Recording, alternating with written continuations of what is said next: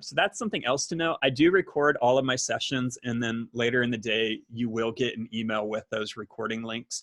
So I am going to move somewhat fast in some of these sections, but know that you can always go back and refer to this recording in the future, and you can also share that recording with a coworker if you need to. Our overall trajectory today, we're going to have kind of 4 parts to what we're doing. The first is an introduction where we look at the term choice board, we look at the term Hyperdoc. Then we'll get into in detail and see a lot of examples of choice boards. We'll have a time to reflect together. We're going to repeat that same structure for Hyperdocs. And then when we're all done, we'll come back together, debrief, have some Q&A time, and you'll also give me feedback. So again, that is our overall trajectory. If you wanted to, you could also add in 5, where we do that deep dive with John at 10:30 for a lot of us. But for this particular session, here are the 4 parts that we're definitely getting to. All right, so our introduction, the term choice board is, to me, pretty synonymous with learning menu. We're giving our students the ability to say, here's how I want to experience the content, or here's how I want to show my knowledge through the product. So it really builds on the content process and product aspects of differentiation. So we can implement choice at any of those stages, and maybe it's each of those stages we give our students 2 or 3 choices about how they interact with learning, how they would represent their learning. So with this, students select 1 or more methods of engaging with the content. So I might have the same idea, the same concept represented through a video, through a podcast, through an article, through a screen share, and then my students can look at 1 or all of these, and it doesn't really matter how they get to the level of mastery. It's that end goal that we're really focused on. Another point about choice boards, they started in a physical format, but now you often will see them enhanced by technology. And today's session, we're really looking at how do we make these digital choice boards for our kiddos. The final thing about choice boards, to me, they're valuable because they enhance and really highlight our students' gifts, their interests, and personality. We can't anticipate how my 7-year-old Miles is going to want to represent his understanding of habitats. He might want to make it in Minecraft. He might want to make a diorama or make a song about it, or origami. We have no idea, but as long as he can demonstrate his understanding of the skills or the concepts, we want to empower our student voices to be able to do that. Hyperdocs are really good branding, right? So these, I first heard about these probably in 2015. I went to a EdTech Team Summit in Charlottesville before I even lived in Virginia. I lived in North Carolina at the time, and I heard about Hyperdocs for the first time. And I'll tell you, I was dismissive at first. I thought it was just a Google Doc with a bunch of links on it. And then I started, I had a conversation with one of the women behind Hyperdocs, and they really showed me that they are student-centered learning plans. So all of the Hyperdoc templates that we're going to be looking at are based upon lesson plan templates, and they help guide learning in a scientifically data-backed manner. And you might have also heard me say student-centered learning plan instead of lesson plan. And that was a major shift for my own teaching, when I stopped thinking about, I'm going to make a plan about how I'm engaging with the content. And really, I'm going to make it about how my students are engaging with the content. And all the materials that I put together are, how will they explore? How will they explain? And how will they be able to evaluate their own understanding? And it really was a major shift for me. The other part about Hyperdocs that I want to emphasize is that it's a mix of individual, small group, and full class artifacts. So there are going to be times, and if you're in my classroom session yesterday, we talked about being able to make a copy for each student and do that template. But we don't want our students to do all of their learning in isolation. So part of this is thinking through, how can we bring our students together to have discussions in a digital format, even if they're all doing their work from home? So that's going to be a piece that we really talk about at the end of our session, but we'll model throughout throughout our time together. Those points will also come back if you're continuing learning with us tomorrow when we get into that creating community or getting started in the new year sessions.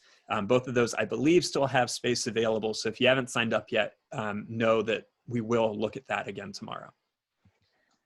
On slide 10, and you might need to hit that escape button to get to your own copy of these slides.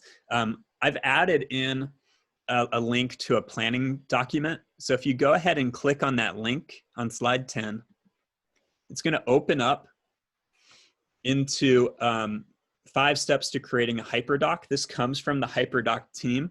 Now, please note that just because it says 5 steps to creating a Hyperdoc, I would say that you could also use this pretty effectively for planning your choice board. And I wanted to bring this up.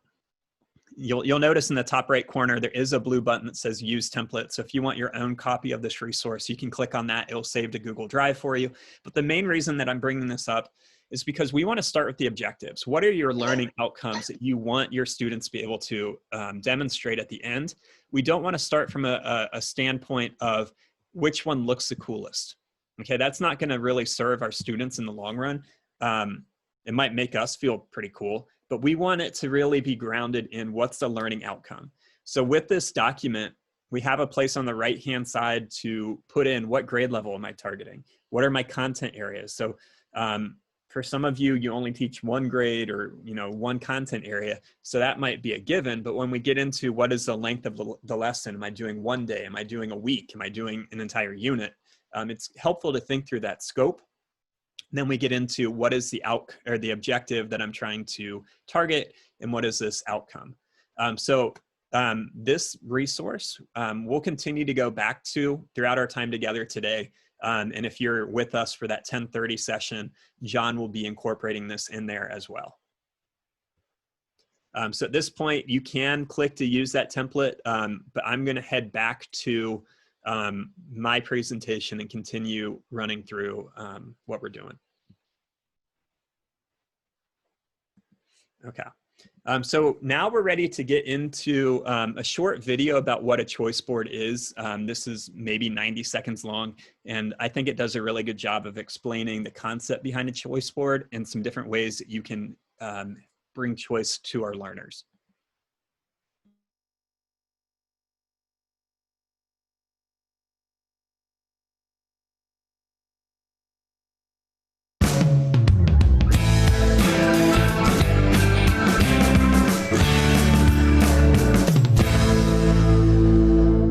I'm Martine Brown. And I'm Tyra Clayton. And today we're going to talk to you about digital choice boards. Digital choice boards, they allow students to choose an activity or activities that will complete for an assignment or to demonstrate understanding. Digital choice boards, students can choose activities that can be described or hyperlinked. You can consider telling students to complete activities in a row, or you can also have a column. It just depends on your student.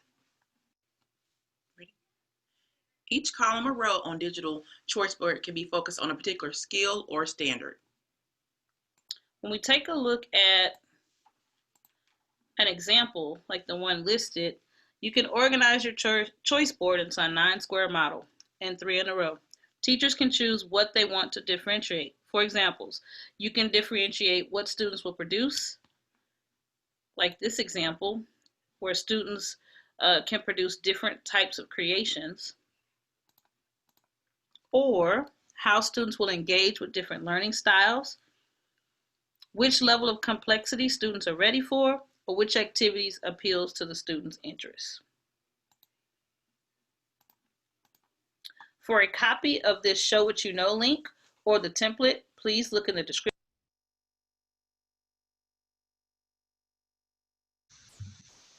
All right, so I do want to pause for just a second and hear from a few people about what you saw in terms of choice board in that short video. So if you would like, we'll hear from 2 or 3 people. You can unmute your mic, and I'd love to hear from you.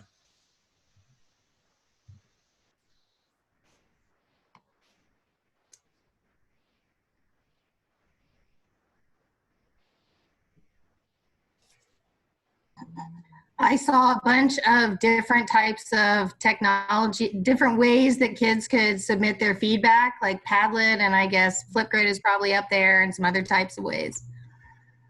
Awesome, thank you. Absolutely. So we can give our students choice in terms of what tool we want them to use. And one kind of unintended benefit that we get from that, I used to be an English teacher, and I would have, when I was student teaching, I had like 140 students who I was serving, and we got they turned in papers all the time, but they're all in the same format, right? But now through a choice board, I can get 2 kids who do a paper, 1 kid who makes a video, 3 kids who code something that demonstrates their learning. And it makes it really enjoyable for me to be able to see the variety of ways that we can demonstrate mastery of a concept. Let's hear from maybe 1 or 2 other people. I liked how the rows and columns were purposefully organized, like based on standards or the content that you're teaching. So, like row 1 could be a specific strand and row 2 could be a different strand. And so you have to purposefully assign how they are to interact with that choice board. Awesome. And we are about to look at one of the tic-tac-toe boards, and we'll talk through some other ways that you might be able to add that intentionality to the types of choices they have to do. Thank you. One more person, maybe? Oh, sorry. Sorry, you can go ahead. Okay, I liked how the place to turn in the work was in the center square. That's the whole idea that I'm stealing. Good. And we'll definitely talk about that center square and how valuable it is. Actually, on our next slide, we'll be talking about that. So I'm glad that we've already gotten some inspiration about how we can do it. I know that there are 2 people who are trying to share just then. So if the other person would like to as well, we definitely want to take the time for that. Mrs. Art, is that who it was? Yep. I was glad to see that there were options to do it by yourself and options to do it as a group or with somebody else. Mm-hmm. Thank you. Yeah, so being able to collaborate both in creating it, but then also letting our students collaborate when they are going through the choice board is definitely important to think through. I also want to pause real quick. I saw that Pam Moran was in here. She is the president of VASCL, who's putting this on. So thank you for joining us today, and thank you for putting this on for educators across the state. Thank you. Okay, so now we're heading back to our slides, and on slide 13, you'll notice that there's a tic-tac-toe board. Let's go ahead and click on that image on the right-hand side. And this is just like we had a couple slides ago. It's going to open up in a new tab. And in the top right-hand corner, we had the option of using the template. Let's go ahead and click that Use Template, and that's going to add a copy of this resource into your Google Drive so that you can continue to work on it today or in the future.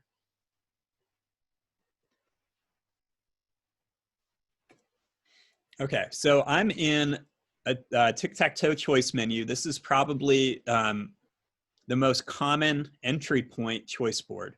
And I bring that up because today we're going to see some incredibly elaborate choice boards and Hyperdocs. And I want you to start simple. If you get nothing else out of this session, I want you to get that idea of simplicity, okay?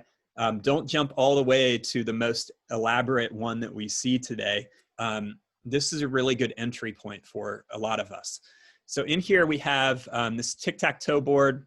You'll notice that in here, we have 2 different colors. And I like to think of these colors, if we had the bluish green, and then we also have the yellow, there's no way that you can complete a tic-tac-toe 3 in a row without doing one of each, right? If we have to do that center square, which it says start with number 5, I have to go diagonally through it, I have to go horizontally through it or vertically through it, and I have to get 1 bluish green and 1 yellow. So some ways we can think about this, maybe the 1 through 4, those are the ways that I access content. And then 6 through 9, those could be what are the different types of products that I can do, right? So we can organize things that way. Or maybe we want 1 through 4 to be about the content and about the learning objective, and 6 through 9, that has to be about community or a social emotional need that we're trying to embed for our students. So how can we really teach the whole child, especially in this time when we are not going to have a traditional experience in learning, right? We can all kind of admit that. So how can we build in those additional needs here? Something else that we can think through when it comes to that center square, in the video we just saw, that was the end point, and everybody had to submit there. But we can also do it as this one describes as it can be the starting point. So maybe we all do a pre-assessment, or we have a place where we're brainstorming, here's what I know about this particular topic, and we're able to co-construct questions or co-construct here's our knowledge together. So you can do it that way, or it can be that exit point. So maybe after we've made our different learning artifacts, we have a place where everybody can go post those, and we can give each other feedback and do like that virtual museum gallery or gallery walk, right? So lots of different ways that we can use these tools. Now, for a lot of us who are in this session, again, please, when we have work time, think through whether or not you want to start with this. I think it's a really good entry point. That's why I wanted to be the only choice board that was really common for all of us to look through. Now, I'm not going to get too into how to build the choice board. That will really be in John's session that starts in about an hour from now. But I did want to make sure that we saw this basic structure here. So at this point, we're going to head back to our slides. If you want, you can leave this tab open, or feel confident that it is saved in your Google Drive so you can go back to it in the future. Were there any thoughts or comments that you guys wanted to mention about that choice board that we just saw, the tic-tac-toe?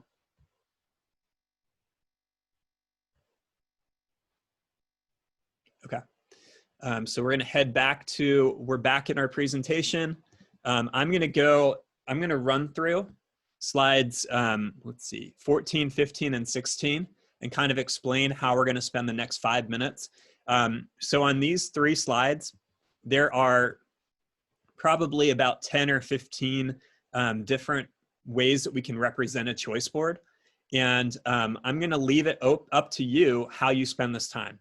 Okay, you can spend it all exploring a single resource, or you can drop into all of them. It's really up to you. Now, most of these are linked, so you will want to have your own copy of the slides pulled up. And when you hover over it, you can click on this Fortnite one or the 4C's digital learning menu. I would really encourage everyone to check out Slides Mania if you have a chance.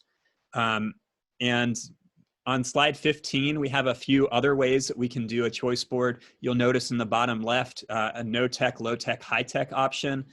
We also have well-being for teachers that we might be able to support, and one that's really looking at the holistic nature of our kiddos. So again, it's 9:27 right now. At 9:32, we'll come back together, and you guys will have a chance to debrief and kind of share out on this experience. During this time, if you have any questions, please unmute your mic and ask, and John, Eric, and I will be there to help support you. Can I have someone quickly summarize how we're spending the next few minutes?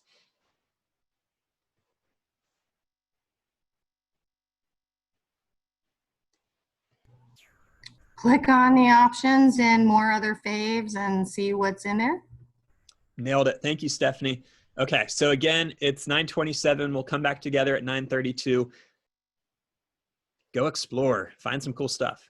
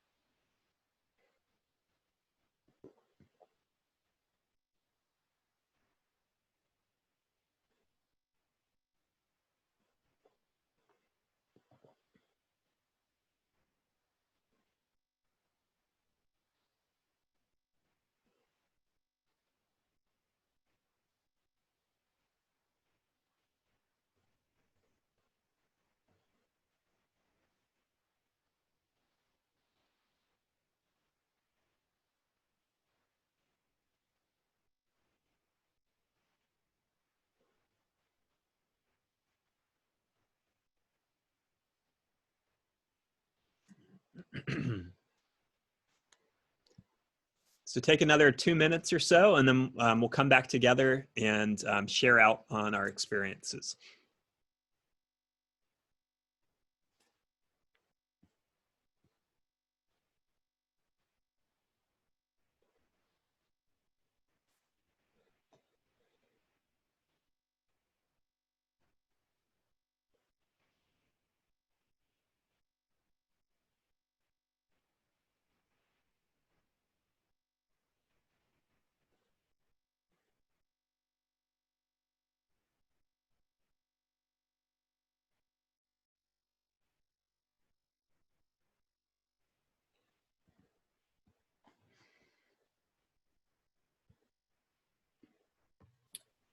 Adam, would it be okay to ask a question?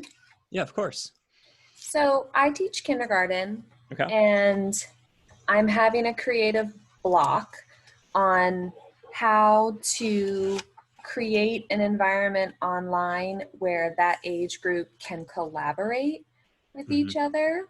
I'm just not sure where to start, what's appropriate. If you have any tips or have heard anything from anyone else of how that age group might be able to collaborate online. Cool. Caitlin, can Yes. we come back to that in the Q&A part at the end of our session? That's a really important question, and I want to make sure that we devote enough time to it, and then I also have time to think through a response. Absolutely. Okay, cool. Thank you. All right, so again, thank you, Caitlin. Really important question. We will come back to it. What I'd like everybody to do at this point is head to slide 17, and on there is a link to a Padlet wall. If you go ahead and click on that link, John or Eric, can you put the bit.ly in our chat as well? And once we get to that Padlet, you'll notice that we have 3 different columns in here, 3 different prompts. The first will be, what were some inspirations or aha moments when you're looking through these different templates? The next would be, what were your favorite templates that you encountered? And then finally, we know that we don't want to only focus on academic ideas and learning targets, but we also want to get that non-academic full person piece. So that's our final prompt. We'll take maybe 2 or 3 minutes to reply in here, and then we'll allow a couple people to share out as well.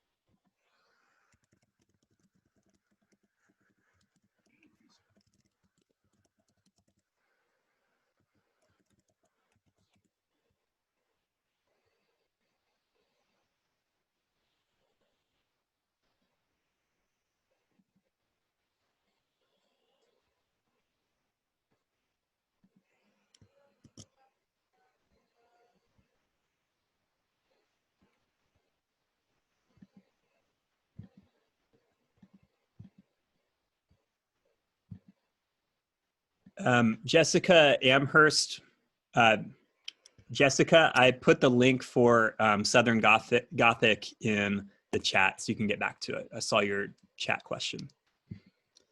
Okay, so let's go ahead and take a moment to look at some of the responses that other people have put in here. And then I want to hear from 2 or 3 people who'd like to just share out on the experience of what you saw. If there are any things in particular that you're like, I cannot wait to use this with my kiddos.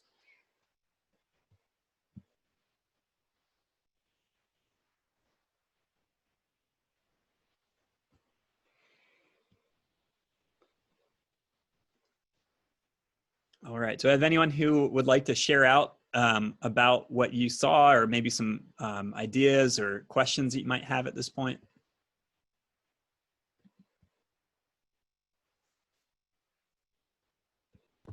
I'm just appreciative you gave us places that have pre-made templates, because it's going to save us a lot of time and energy.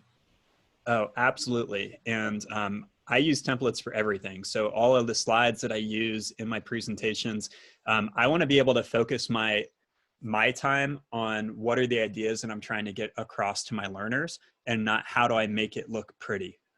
So if someone else can do the pretty thing for me, then I'm freed up to really spend my time and all of my energy on the instructional part. So absolutely, Caitlin. Anyone else want to share out, debrief on what they explored? Yes, Slides Mania. I like went crazy when I went in there. So many different things. Hold on, sweetie. I'm sharing with my co-teachers right now. I'm like, you guys need to see this stuff. It's so cool. I definitely agree. Slides Mania has been one of my favorite discoveries in the last few months. And I mentioned before that my sister texted me excitedly, and it was about Slides Mania. I'm like, I know, it's the best thing. So I see a lot of people mentioning that in the Padlet. Yeah, it's pretty cool. Anyone else want to, let's hear from maybe one more person to share out. This is Linda. I realized looking at the Bitmoji that choice can be in various formats, not necessarily a table, such as the old school traditional paper choice board. So I'm excited about that option. Cool. And thank you, Linda. And on, I think, slide 16, there are video tutorials on how to make your own Bitmoji classroom. So you can definitely go back to that. I do want to reemphasize, like, it didn't come up in the comments as much today, but it has in a lot of other ones that I've conducted on this topic. Really start with a template. Don't feel like you need to jump all the way into the most elaborate one that you have here. Please do not be intimidated. It's perfectly fine to scaffold your own integration of these ideas too. So, you know, kick things off with that tic-tac-toe board, or when we look at the Hyperdocs in just a minute, start off with one of those learning plans that are already put together for you. I want that encouragement to really come through as we're looking at this together. Finally, before we leave our Padlet, and we will come back to it in a little bit, this is one tool that I love to use to kind of get that everybody coming back together, even though we've used choice boards or Hyperdocs and we're doing individual learning. We can always bring people back to debrief in real time or asynchronously as well through a tool like this. And it's the cool thing about, Padlet, if you've never used it before, kids don't need to have an account, so they can get right in there pretty quickly. All right, so at this point, we're gonna transition to Hyperdocs. And we have a short video here. We're not gonna watch it. Please know that you can always go back to it in the future if you want. So we will be on slide 20 at this point. And on here, similar to what we had before, we have 3 different templates. We're going to very quickly look at them. So we mentioned before that Hyperdocs are set up in a following lesson plan templates or learning plan templates. We're going to look at 3 of the main ones on this slide, and then on the next slide, we'll have links to explore other resources that are already put together. So let's go ahead and click. You can either just watch my screen or follow along on your own slides. We're going to click where it says Explore, Explain, Apply. All right, so when this pops up, as we saw before, you can click where it says Use Template and have your own copy. But in here, on the left-hand side, here is the information for our student. So we can customize, what is that Explore? They're looking at different resources, different ways that we engage with content. Then we get into Explain. This is kind of the process. So again, when we're thinking about differentiation, they might have slightly different terms here, but really it's following that pathway of differentiation. And then on the right-hand side, we tell them what we want them to process, how we want them to think. And then the final part here is Apply. So what is this product going to be? So we give them you know, in here, it doesn't have to be, you have to do it this way. We can incorporate elements of choice in here as well. I've seen for Explorer where we might have a video in here. We might have a link to an article. We might have listen to this audio book, whatever it might be that we can represent this information. Once we have this, we would probably go to Google Classroom or the learning management system that you have in your district and make a copy or make the assignment for each student. When they're done, you know, they would submit one artifact to you, and you would have their learning for that day, that week, that unit, whatever it might be, however you want to scale this experience for your kiddos. All right, heading back to our slides. The next one is probably my most commonly used of the templates, and that's Hero's Journey. If you click the image, it's going to take you to the blank template, but down below, we have a few times that here are examples of me using it for professional development.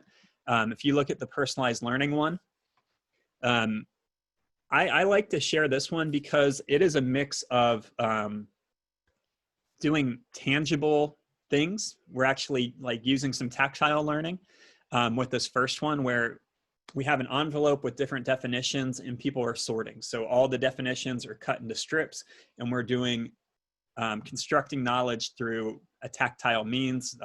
This was set up to be a group experience.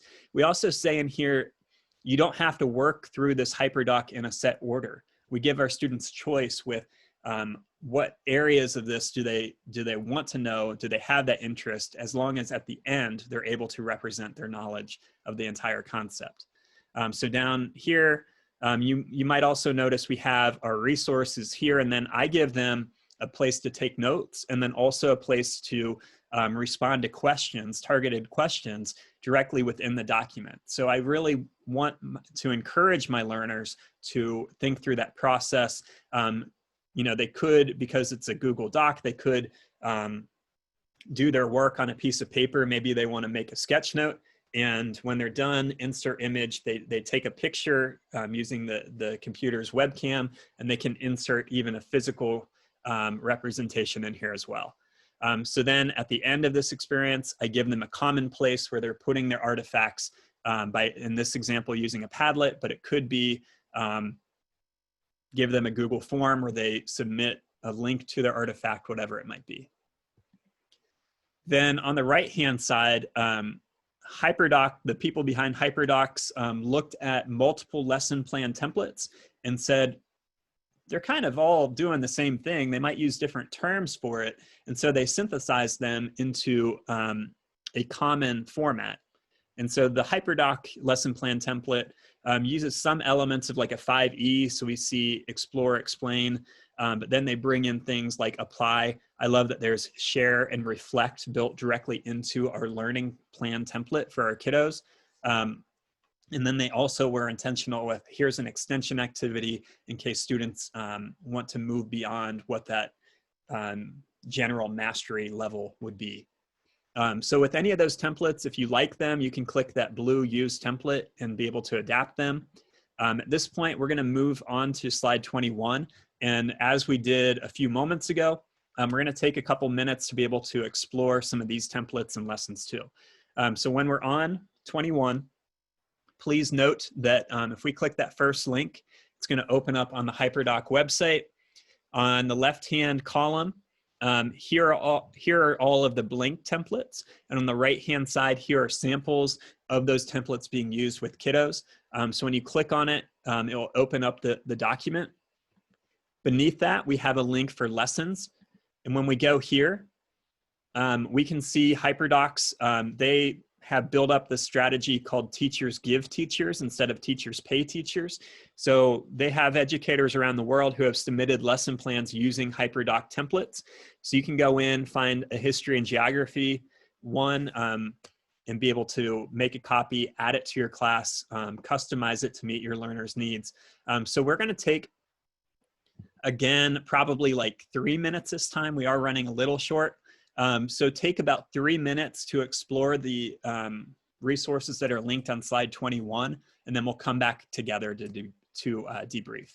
So go ahead and explore.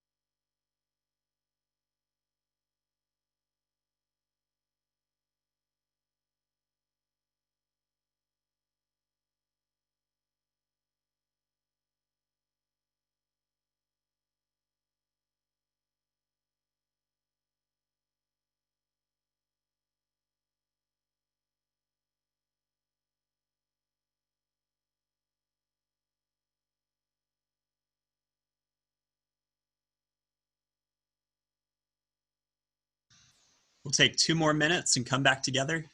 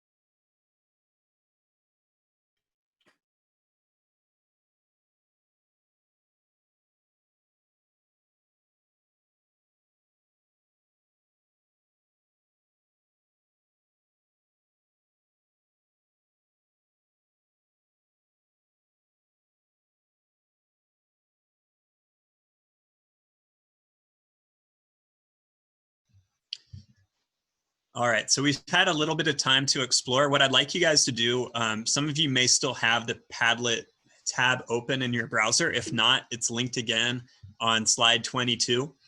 So let's go ahead and reopen our Padlets.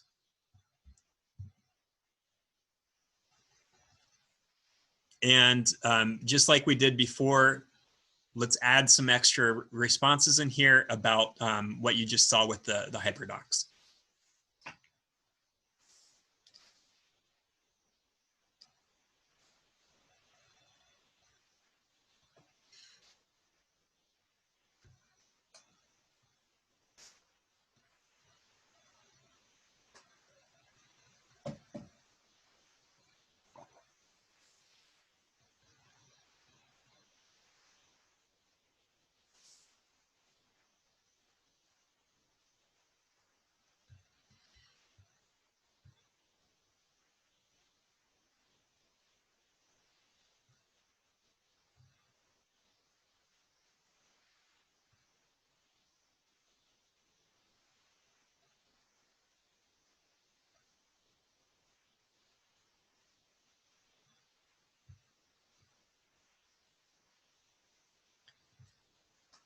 So as I'm looking through the responses that people are writing, one that stands out to me, I love that many lesson plans and templates are there already. We don't have to reinvent the wheel. Like I said before, all of my slides that I use for my presentations, I'm not making them from scratch. I don't need to exercise the creativity that way.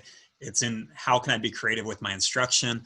So removing things is always helpful to let me focus. Way to do STEM in a 100% virtual situation. Not everyone has the same materials at home. Yeah, that is a challenge. So how can we incorporate some of those no tech, low tech, high tech structures that our students can still get some level of experience with some of these challenges that we might be moving forward into. All right, let's hear from 1 or 2 people who would like to share out so that we can hear about what you saw when we're looking at Hyperdocs or what thoughts you're having right now, and then we'll continue moving ahead.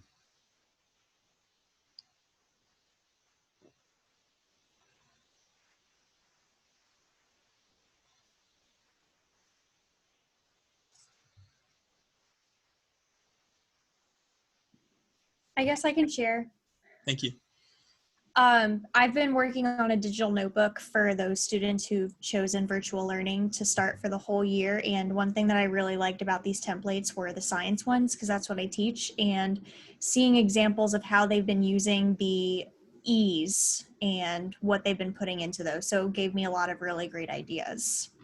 Awesome, Caitlin. Thank you. And one time I was, as a digital learning coach, I was working with a biology teacher, and we found a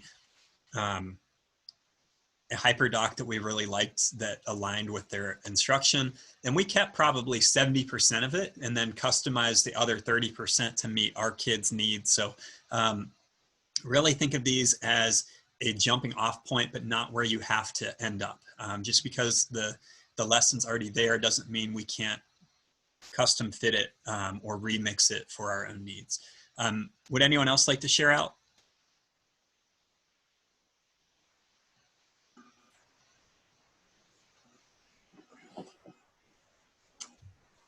I guess I will. I've used these with my students. I taught in Fairfax County for a year, and these are just really highly motivating for students to use. And I know I definitely saw a difference in my teaching and in my students' learning. So I love that this is just an option, because I know I am just going to benefit from learning how to create these. And I just wanted to share that, because I know it's just highly motivating for students to be able to have choice, and especially with the technology piece. Thank you, Heather. And I'm glad that we bring it back to choice. Just because we've moved beyond just looking at choice boards, we can definitely bring in elements of choice and differentiation. We should bring those ideas into our Hyperdocs as well. So it's kind of two different views of what the same concept can look like. I also like the note in here under non-academic ideas to include refreshing ideas makes me feel happy, happy, happy. So I'm glad that we can energize not just our students, but through rethinking how we deliver content to our kiddos, we can re-engage ourselves as well.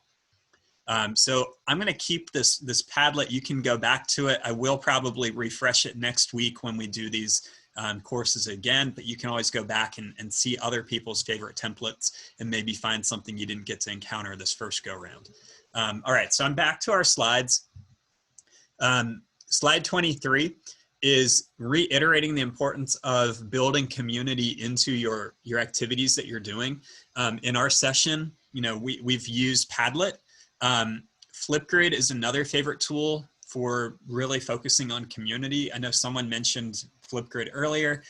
We will be looking at that in our sessions tomorrow. So if you have already signed up for that creating community, you'll see it there, and it'll also be in the getting started a little bit. But it's an amazing tool for video-based conversations. Then we also can do shared notes, and I use slides for this. So two different ways that I use Google Slides collaboratively. One, I really like it for getting to know you. So this was a PD that I did just about a year ago up in New York, in Rome, New York. And so on the first day of this 2-day professional development, everybody got a slide, and they were able to bring in things that represented them. So as we start to look at what are these beginning of the year experiences that you can do for your kiddos, this might be something that you borrow. Now, once we move beyond that initial introduction, I've also done it where every slide has a concept at the top, and then my students collaboratively build out a resource that we can then use to study, or it can represent our knowledge, or it can just be a resource that we can go back to maybe at the end of the school year. So a few different ways we can use. All people can edit slides. And then I know many of us are either using Google Classroom or a learning management system, and we can use discussion posts and just have that text-based version of conversation as well. So that, again, we're not limited to those avenues for community, but those are 4 possibilities that you might consider. As we move into our conclusion, our final part, I do, again, want to bring forth the idea of keeping it simple. If you are still a beginning user with slides or a beginning user with docs, and you're like, I don't want to go all the way in, that's cool. Start off with something like a choice board, and maybe the tic-tac-toe one, maybe you just have 3 blocks instead of having 9, but our students are still given that opportunity to make a choice, make a selection about what their learning experience will look like. And that's still moving forward, right? We don't need to jump all the way into the deep end of the pool. We can walk in at the appropriate time as well. We're not going to do the challenge slide right now. Again, I know a lot of you will be joining John's session in about half an hour. So that will really be the time that you get to try out one of these. So moving ahead, thank you to John and Eric for always being the sounding board for my crazy ideas. I love working with you, and that you're so helpful with facilitating and moderating. Thank you to Pam and Liza who work with VASCL and for putting this on. We do have additional sessions next week and the week after. So if you want to re-engage with some additional sessions, you can check out those schedules too. And finally, thank you guys. So there will be a quick time for Q&A. I know that we did have the question, the kindergarten question that we'll return to. On slide, sorry, 1 second, 30, I have a feedback form. So you can either click on it if you have your slides pulled open, or if you go to bit.ly/3E76XNX, that'll take you to our feedback form. When you're in there, the final question is going to ask you, do you want a renewal credit certificate? And if you do, please make sure that you spell your email address and name correctly. It is generated automatically based on your response. If you put it in incorrectly, you probably won't receive anything. Thank you guys for spending the morning with me. I'll see a lot of you again in about half an hour, but if you do want to stick around for the next 10 minutes or so to ask questions, you're definitely invited to do so. Thank you guys.